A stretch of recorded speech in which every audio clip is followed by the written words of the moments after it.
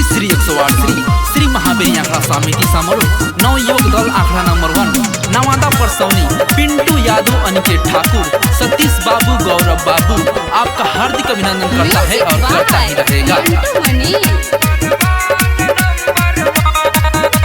जय श्री राम के नारा सभी बोले एक संग। जय श्री राम के नारा सभी बोले एक संग। नवादा परसौनी के अखाड़ा, नवादा परसौनी के अखाड़ा